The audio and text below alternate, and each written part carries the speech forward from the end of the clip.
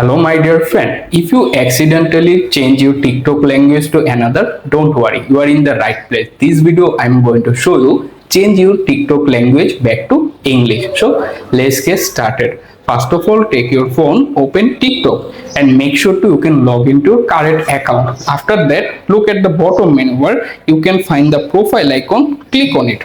After this page is open, look at the top right corner, click on the three-line hamburger menu icon, then click on this settings gear button.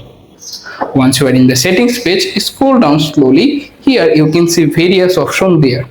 But located at this Dell languages A symbol. Once you found them, tap to open it. After that, tap on the very top of the option.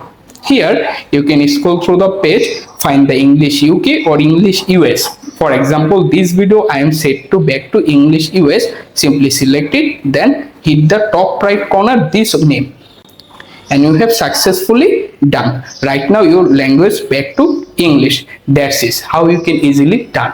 Thanks for watching. If you found this guide will help you, consider to subscribe my channel. Also like this video. Take care.